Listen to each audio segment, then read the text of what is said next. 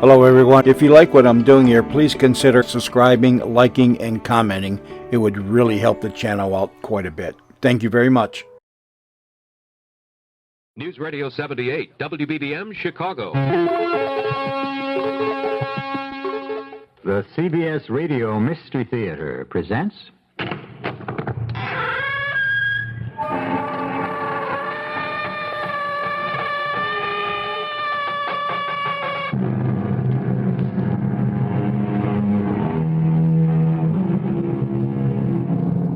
Come in. Welcome. I'm E.G. Marshall. Pick up the newspaper every day and laugh, or perhaps more likely weep, at the gullibility of people. Whatever their motives, greed, faith in human nature, the urge to gamble, pride of ownership, Mr. Phineas T. Barnum was perfectly correct when he said, "There's one born every minute. And for every sucker, there is at least one con man who is ready to rid him or her of as much money as the traffic will bear." I'm supposed to escort you home, Mrs. Loring. Aren't you on duty here at the bank? Well, yes, but under the circumstances, the bank wanted me to... Just put the other 2 suitcases in the back seat, Mr. Wicks. I'll manage very nicely. Yeah, but it's so much money. It's so dangerous to leave it unguarded. Oh, it'll be guarded. I'll be putting it under the best care in the world.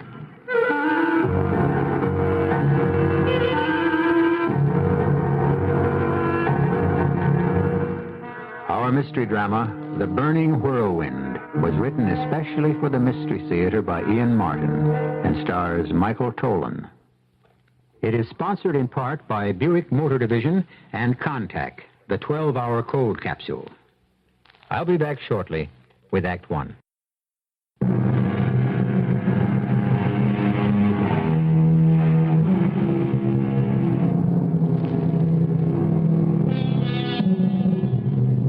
Probably the biggest day that the Eastern Branch of Channing Bank and Trust Company would ever have.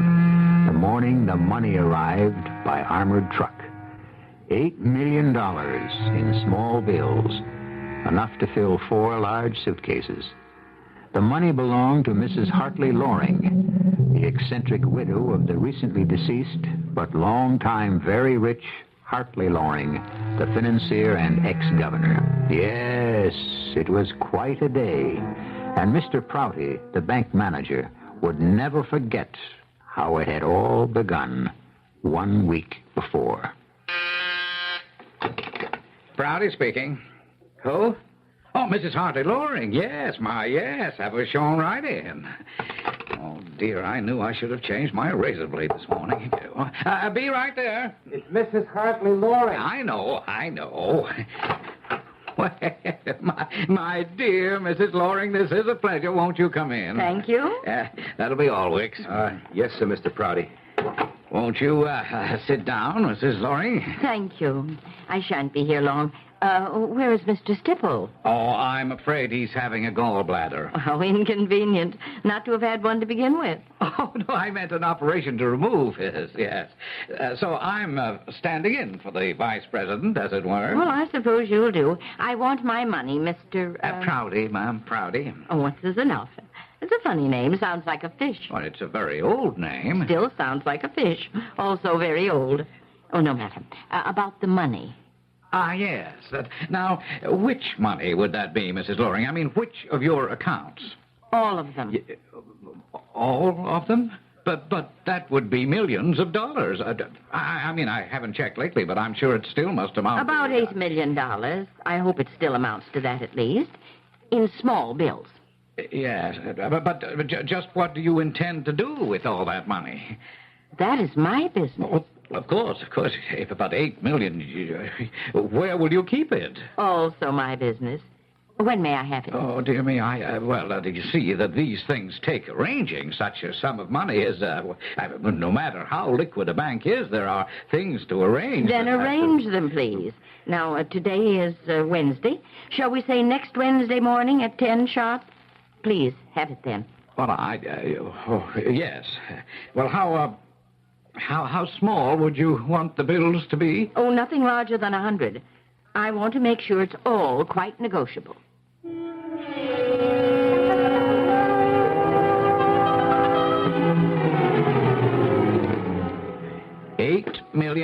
$3,487.28. Splendid.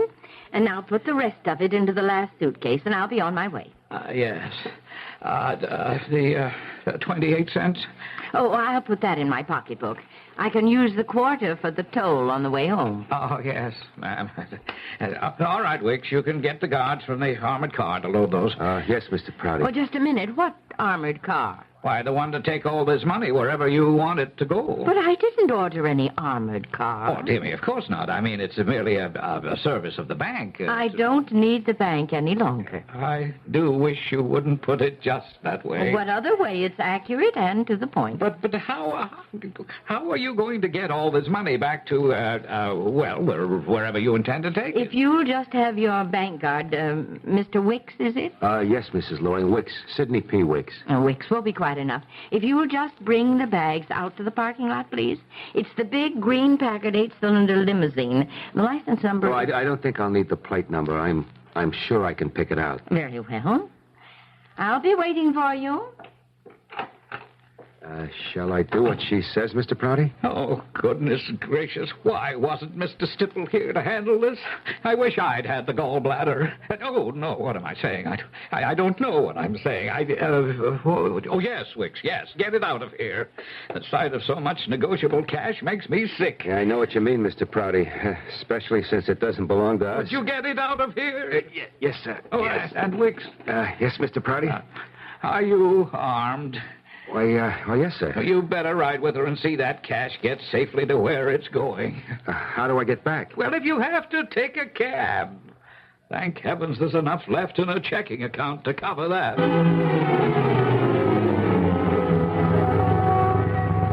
I'm supposed to escort you home, Mrs. Loring. Aren't you on duty here at the bank? Yes, but under the circumstances, Mr. Prouty wanted me to make sure that... Just put the other two suitcases in the back seat, Mr. Wicks. I'll manage very nicely. But it's so dangerous to leave all that money unguarded. Oh, it'll be guarded, all right. Don't worry. I'll be putting it under the best care in the world. Well, please let me see you home just the same. It's Mr. Prouty's orders, and I wouldn't want to disobey them. Very well, Mr. Wicks, if you insist. Climb in. Well, wouldn't you like me to drive? Not at all. I never feel safe with a man driving. Come on, get in. Men are much too excitable and so easily distracted. Hang on, here we go.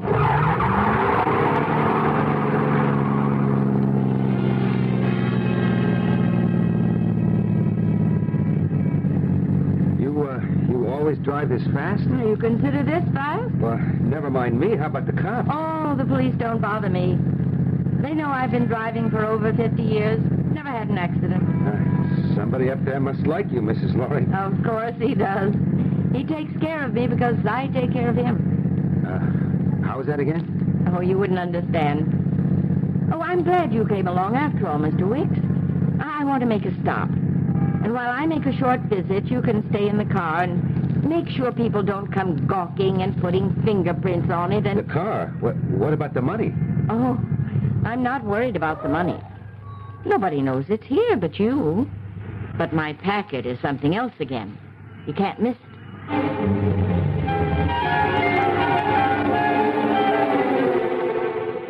Well, Wicks, well, you certainly took your own sweet time about getting back. I couldn't help it, Mr. Prouty. She stopped somewhere on the way home and told me to wait in the car.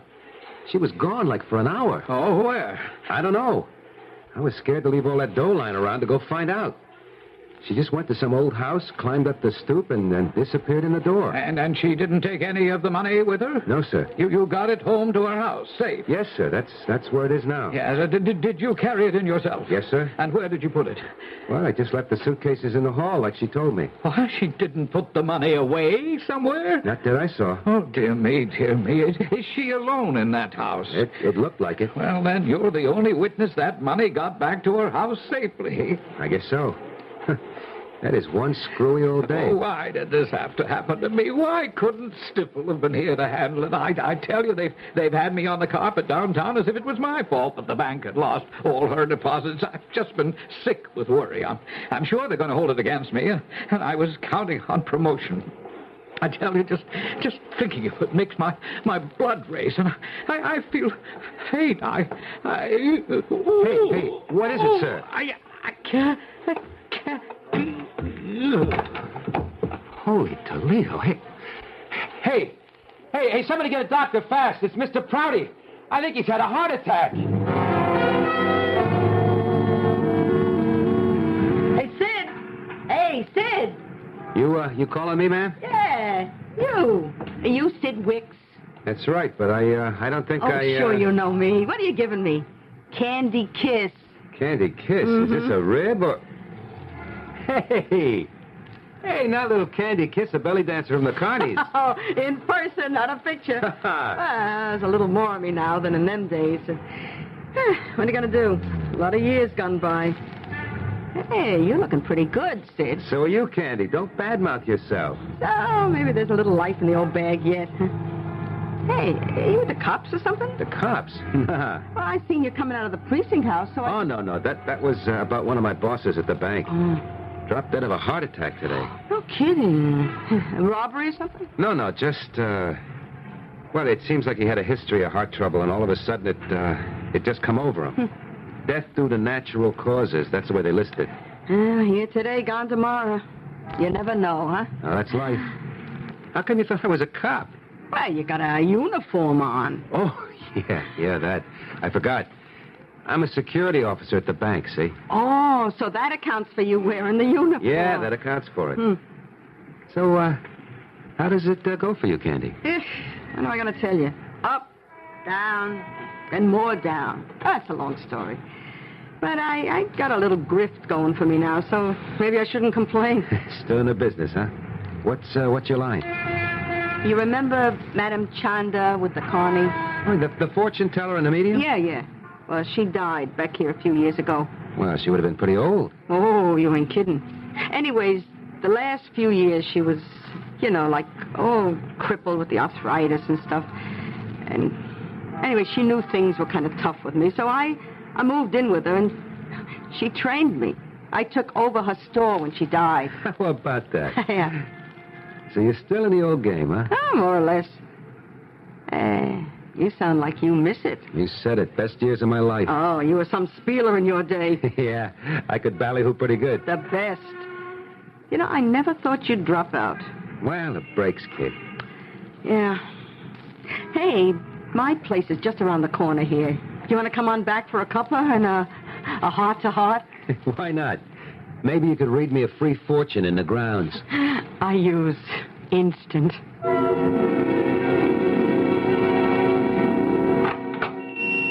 Enter the secret abode of Madame Chanda. Look deep in the crystal ball, and I will find your fame and fortune.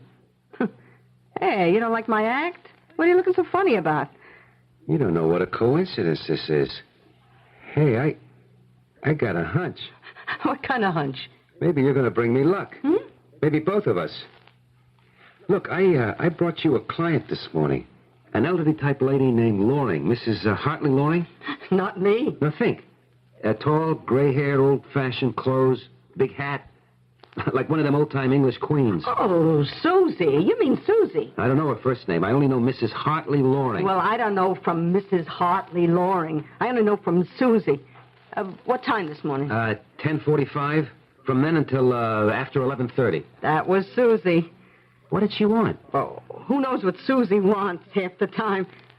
I think she's just lonely and wants someone to talk to. But she's a harmless nut. You mean she comes here often? Off and on, several times a month. Well, what does she want? Well, first time she came, she wanted a reading. And then she got into the spook stuff. Wanted to talk to her husband across the great beyond, ask his advice what to do with all her millions. So fine. What's the harm to make some poor lady happy?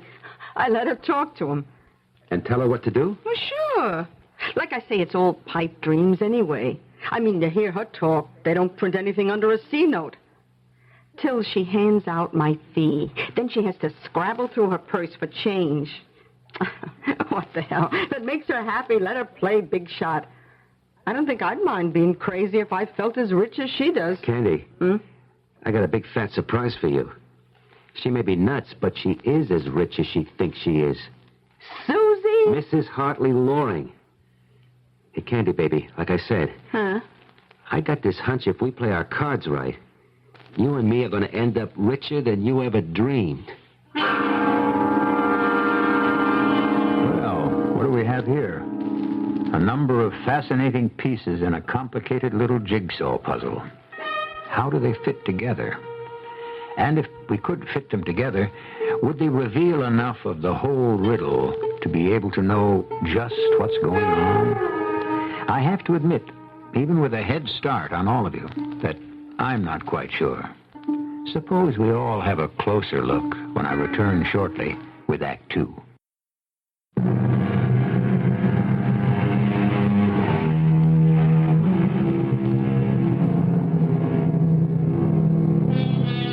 I believe it was Winston Churchill who said something to the effect that Russia was a riddle wrapped in a mystery inside an enigma. Well, we seem to have the same sort of thing here.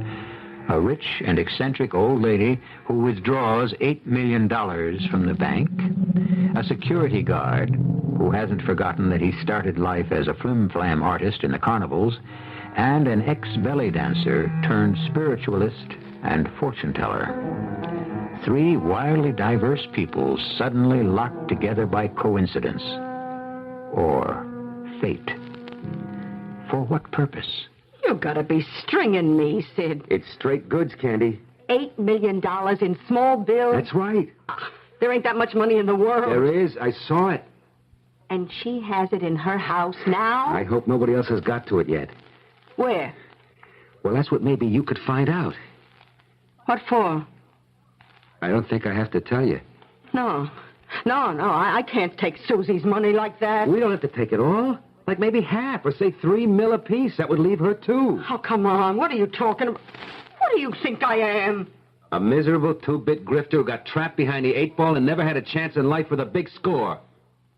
Just like me. Oh, you had kind of heavy going, I said. Yeah. But you got a good, steady job now. Bank guard? Peanuts. Just keeps me afloat. A lousy rented room and food at some greasy spoon. Good job. What happened to you, Sid? I always thought you were headed for the big time. What big time? There ain't any carnivals left since television. Who needs a broken-down spieler? And as a flim-flam or a con man, I was always small time. Hey, you want another cup of coffee? Yeah, sure. That was good. You know, I got lazy being by myself. Instant coffee all the time, you know. Here, I'll heat it up. You know, when there were others around, I always made it right from the bean. Grind fresh and all. I was proud of my coffee. Yeah, you get lazy being alone. Don't I know? I mean, I've been that way all my life. And so's the old lady. Who? Her, Mrs. Loring, you know, Susie. So she's what? Alone. She hasn't got anybody. You're the one that said it. Oh, yeah. Yeah, you see what I mean is, all that money, she's old enough to kick off any day. Where do you want it to go? The state, federal taxes, some charity? Oh, maybe she's got relatives somewhere. If she has, does she need you to have just someone to talk to, like she said? If she has, where are they? They don't keep her company. Do they deserve any cut? Oh, yeah, I dig you, but... Well, we wouldn't take it all, huh? No, like I said, leave her a cool couple of million. Her age, how's she going to need more? Yeah, of course, there's no guarantee she'll be back to see me. But if she don't come, I'll find a way to get her here. Yeah, and just what is it I'm supposed to do? Look, Candy. Yeah? She says to me, the money will be guarded. I'll be putting it under the best care in the world. Well, what does that mean? That's what I want to find out. But if it's like a vault or something, how could you get at it? If it is, you got to find some way to con her into getting it out of there. And keep her busy while I heist it. We got a deal? Well, maybe I'll think about it. Oops, here I go, letting the coffee boil over. No, here, I'll get it. No, you sit still. Kind of nice. I ain't used to be waited on. Want me to pour? Hey, would you? Sure. This is real cozy. All the comforts are home? Yeah. Cream? Sugar? How do you take it? Regular. I'll make mine regular, too. Sid, Yeah? did you mean what you said about me? What was that? Oh, you know, I shouldn't badmouth myself. I looked pretty good. You look a lot better than that to me, kid. Gee, I think I'm dreaming. This can't be happening after all these years. You want to know something, Sid? Yeah, tell me, Candy.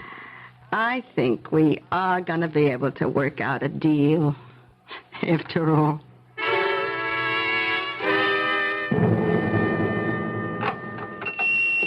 Who is it? It's Susie, Madam Chanda. Susie! Just one moment, little one, and I will bring you the presents. Oh, forgive me. I was in deep meditation. Oh, I'm sorry, Madam. You must forgive me, but this is really urgent. Urgent? What can be so urgent? I have not seen you for almost a week. Yes, matters of great import, you see. Decisions to be made, and then, of course, my time is not quite my own. It is not? Why? Oh, I am under the command of someone greater than I. Greater than all of us. Can I have a sitting right away? A sitting? For what purpose? I've got to reach Toto. Toto? It's my husband. Hartley, Mr. Loring. In the hereafter, I need some advice from him. Oh, Susie, I am not sure that today... But it's urgent. It's quite urgent. You've never refused me before. You know you put me in touch with him. The medium knows nothing, Susie. She is an instrument only through which you may find communication with the other side. Well, you've served as that before, even though I do wish... What do you wish, my child? I wish I could talk to my husband directly, instead of going through that tedious little twerp Merkin. Merkin? It's the leprechaun voice that is my contact with the supernatural and my beloved Toto. If only I could speak to Hartley directly. Is it that important? Well, it concerns a great deal of money. And Toto was always better about money than I am. Of course, he knew so much more because he made it. A God-given talent. And therefore, render unto Caesar those things which are Caesar's. Huh? I do not follow you. I want to give it all away, back to where it came from. And I want Hartley to tell me how, and if I am doing the right thing. Yes. Well, we must make every effort to reach him. But some things cannot be done immediately. I need time for preparation, for deep meditation, for preparing to gird myself for this projection beyond the stars. All right. How long? How long? Oh, let me see. Today is Tuesday. Let's say Saturday. That is a good day for the planets to conjoin in the house of your rising star. It is? It seems so far away. We must all learn the virtue of patience. Why? Because only through patience can those of us who deserve achieve what we desire.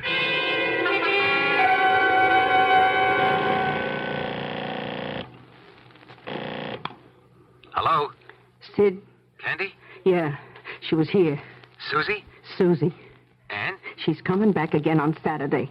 You mean you didn't find out today? No. Well, why not? Oh, it's too tough to explain on the phone. Couldn't you come by tonight? Yeah, well, sure. If I had my way, it'd be every night. Glad to hear that, Sid. It's just the way I'd like it. Marriage? Why not? Well, at this day and age, who needs it? Maybe we do. You don't trust me? Who said that? No, I just figure if we're gonna break any laws, look at how good it is we couldn't be forced to testify against each other. Who said we're going to have to testify? Oh, just looking on the safe side, in case. But it ain't only that. Well, what?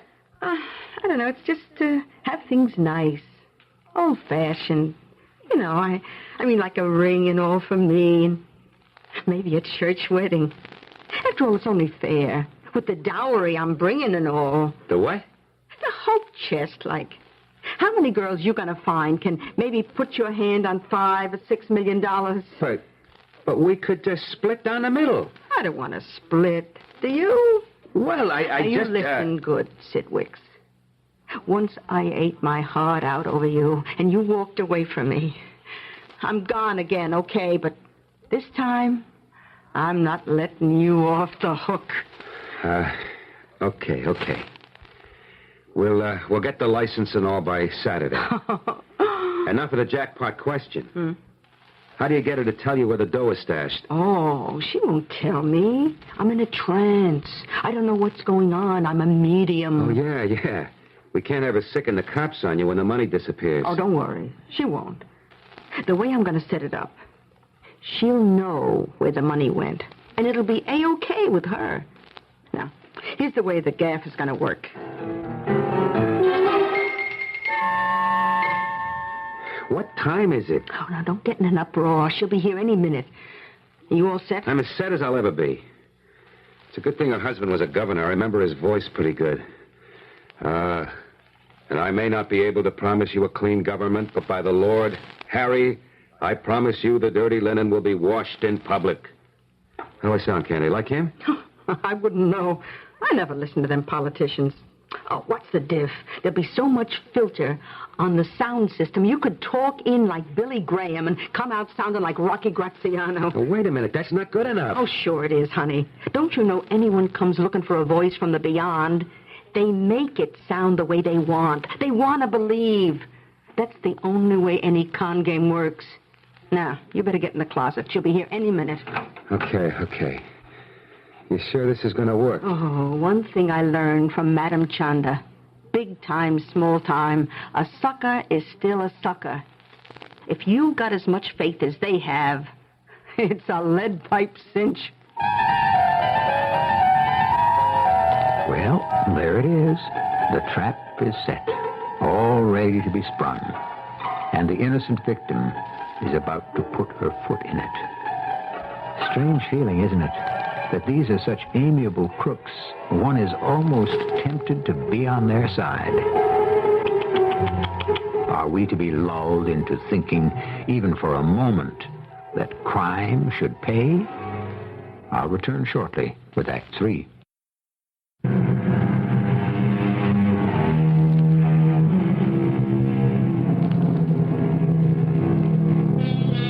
The moment of truth has arrived. The curtains have been drawn, enclosing Madame Chanda's small studio. The lights dimmed. The Madame herself has gone into a trance. Strange flickerings of light flutter in the gloom. There are breaths of air, murmurings of alien voices. The music of the spheres hangs trembling in the air. A grieving woman sits waiting for the sound of a well-loved voice. She is torn apart by decisions beyond her power to make by herself. Through the agony of my body, her message flows out to you, her husband. Will you not put aside the shroud and call back to her, listen to her prayer, and send her an answer? Who calls me? Who calls? Toto, is that you? Look in the crystal hemisphere. Can't you see me? I can't. It's all smoky. Then hear my voice. My voice. Can't you hear it? Yes, but it's very hoarse. Why did you call me? It's about the money, dear. What about it? I took it out of the bank because of Mr. Nichols. Who? Mr. Nichols. You know, he writes that wonderful investing letter you always subscribe to. The one who thinks all the banks are going to pay you. I remember. Where is the money now? At the house. You thought it safer there? Oh, yes. So there would be enough left to give away. To give away? Oh, Toto, stop repeating everything I say. You know I have to. Only I'm not clever enough to know who's most deserving. So I'm just leaving that up to the Supreme. To the Supreme? Now, there you go again. To someone greater than all of us, is all I mean. He'd know much better than we what to do with it, don't you think? I suppose. But how's he going to get it? Oh, he wouldn't have any trouble, I shouldn't think. Except maybe with the banks. I didn't want red tape. Was I right? Of course. You're always right. But where is he going to get it from? Well, I wanted only one place. But there was only room in the big trash can for $5 million, and the other 3 I stuffed in the wood box. It's so bulky, really. But I wanted it in small bills because nobody likes to bother with big ones, really. I'm in complete agreement. But in the trash can? Oh, I didn't leave it with the rest of the garbage. I'm not that silly. I have it all ready just inside the garage door. So he can come and collect it whenever he's ready. Toto, do you think I'm doing the right thing? Susie, my dear, I couldn't have arranged it better myself. Oh, I'm so glad you're pleased. Now, I shouldn't disturb you anymore. I know this is a bad time for you. It's usually when you were taking a snooze. Yes. Well, You mustn't be embarrassed. I just wish I could join you. Ah, sweet. But there's no hurry. Oh, I don't know. It hasn't been a bit the same since you've been gone. In good time. Not yet. Not yet. I'll live out whatever's allotted. But I'll tell you the truth, dear. I'll be quite ready whenever it comes.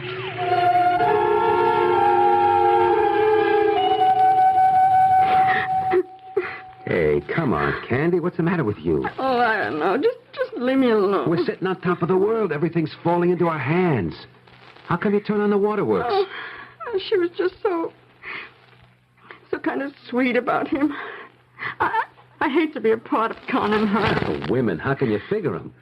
Look, we made her happy, don't you see? Yeah, but it was a lie. All right. Forget Mrs. Loring. Look at us. Everything's coming up roses for us. How? I'm going to go out, hire a rental truck, and stick a cyanide paint on it saying, like, Ace Garbage Disposal. Then, just as sweet as you please, I drive up and pick up that trash barrel from the garage. But she's not going to let you take it. She's not going to be there to stop me. How come? Because I've done a little checking up on her. Every Sunday morning, she goes to early church service. The janitor lives in my boarding house, and I checked it out with him. She hasn't missed a service since her husband died. All right, but when she gets back and finds the money missing... That's the beauty part. She'll figure it just went up to heaven like Elijah's fiery chariot. I don't know. Look, suppose she blames me. How could she? The power of positive thought, baby. You got us snowed into believing you don't know anything that's happened when you're in a trance. And anyway, you and me, we won't be here no more, Candy. We'll be long gone. Gone where? With 60 times 100 G's. The world, Cupcake, the world. But I don't have no passport. Who does? So we'll do the States until we pick them up. Who's going to be looking for us? We got it made.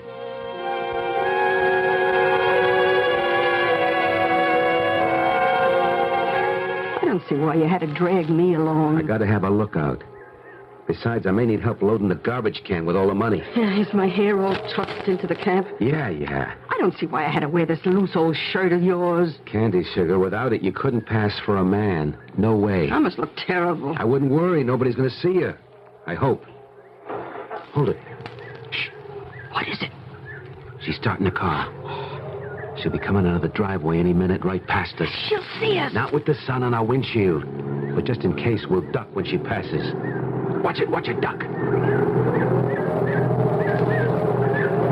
Well, there she goes. And here we go. This is it, Candy baby. We're about to strike it rich.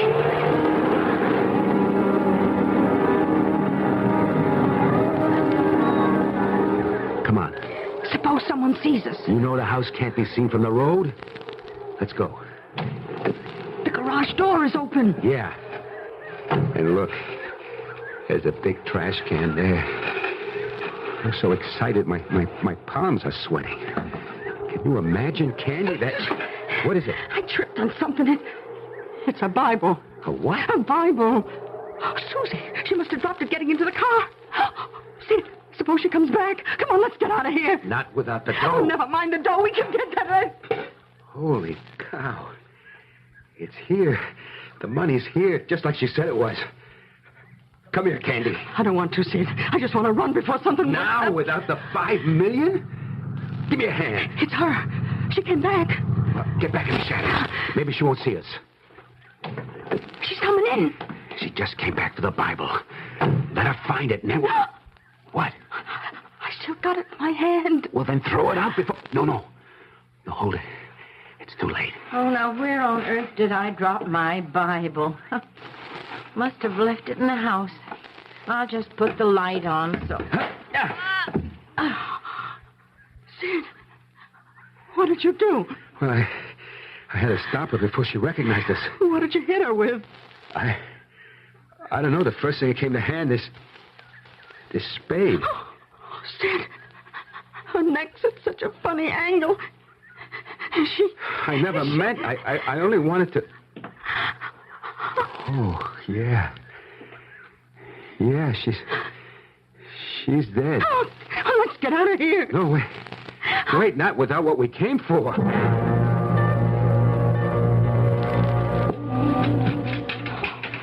What did you bring the money back here for? Close the door. All right. But, Sid, we gotta run. Not now. Now, more than ever. Don't you see? That's the way we'll get caught. Sooner or later, they're going to find her body. But they won't know the money's missing. They'll find out through the bank. Then you'll get involved. No. Hmm? No, I've been thinking. It's a lucky thing old Prouty had his heart attack. Nobody knows I knew anything about the money. And anyways, I'm going to have an alibi. How? Well, we got married this morning, just like you asked me, didn't we? But that was before we went to Susie's house. That's right. So before we left, I set her watch back an hour to right about that time. When I hit her, it got broken. We won't get away with it. Sure we can. We got to lay low. Just go on like always. I'll keep working at the bank, and you keep on here reading the future. Well, it won't be much of one. What about the money? Can't we use it? No, we can't take a chance. But what are you going to do with it? Hide it. Bide our time. Hide it? Where? Take up the floorboards. Dump it in there. Get rid of the trash can and turn in the truck. And then we take it easy. Oh, I'll never be able to take anything easy again. Come on. Hey, what's that you got in your hand? Huh? Oh, a Bible. Maybe I'd better start reading it. You just concentrate on reading the crystal ball.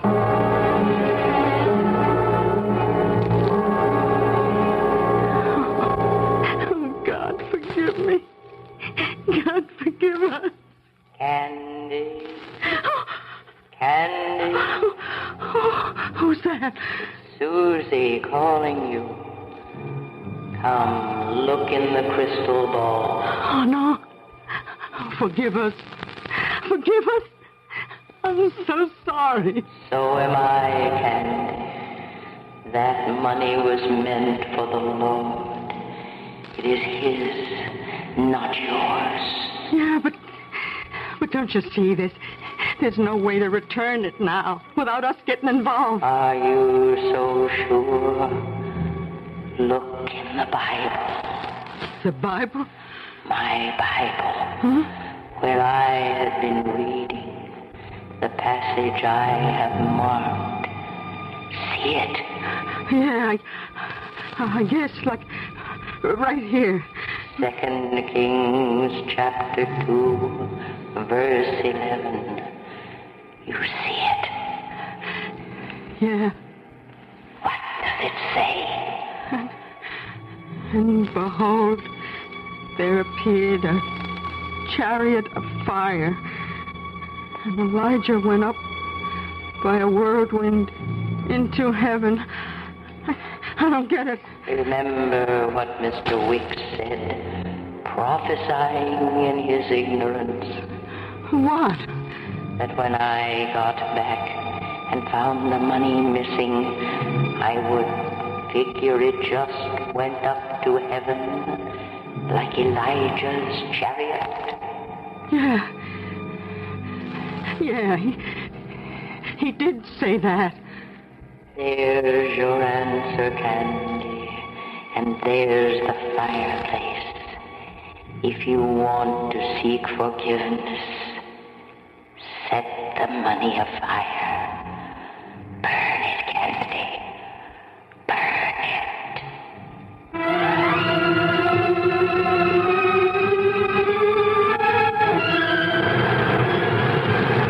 Let me through. Hey, watch out. Let me through. All right, buddy. This is as far as you go. You can't get through. That's my building. Don't matter. You can't get through the fire line. What happened? That's some dame burning paper or trash in the fireplace. Set the chimney on fire. Whole building's going up like a torch.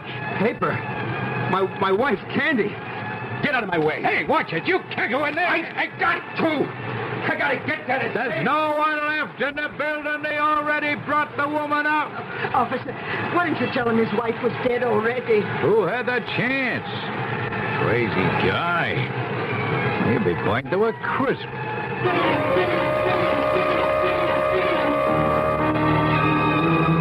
Above the burning building, lifted in the updrafts of air sucked by the heat, the scraps of blackened paper fall upwards like black snowflakes, swirling and eddying as they climb towards heaven.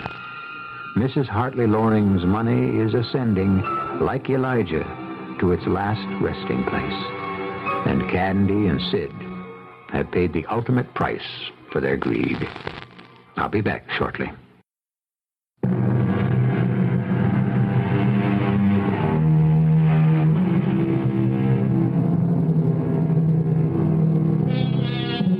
Suspension of disbelief. So often in telling our tales, we ask for it, and you're kind enough to grant it. I mean, can you honestly believe that a woman would withdraw $8 million from a bank and keep 5 of it in a trash can? Fortunately, we don't have to ask you. If you read the papers, you must have read the news story on which this tale was founded. Our cast included Michael Tolan, Mary Jane Higby, Bryna Raeburn, and Ian Martin. The entire production was under the direction of Hyman Brown. And now, a preview of our next tale. Final chapter. We drove ourselves from the garden, but it was always possible to return. Up until now.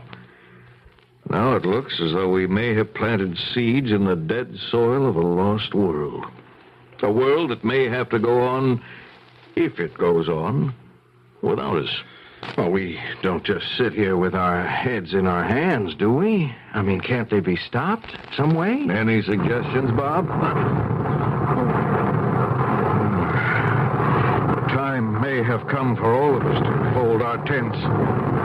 We, as opposed to they, may have to give up this little piece of real estate we call the world. It may only be a matter of days. And meanwhile? Meanwhile, we prepare to get out just as fast as we can.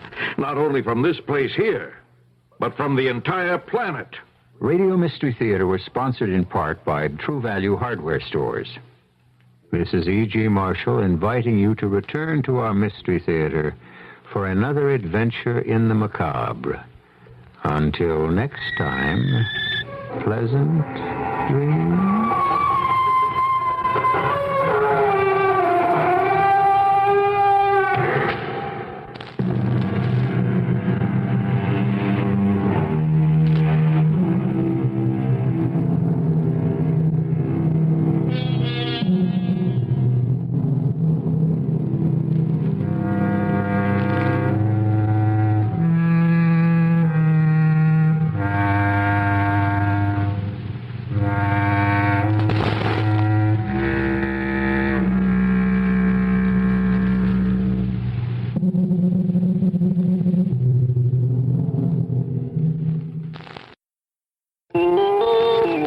CBS CBS News, a federal judge in California has ruled in favor of a woman in a reverse discrimination case at a California university.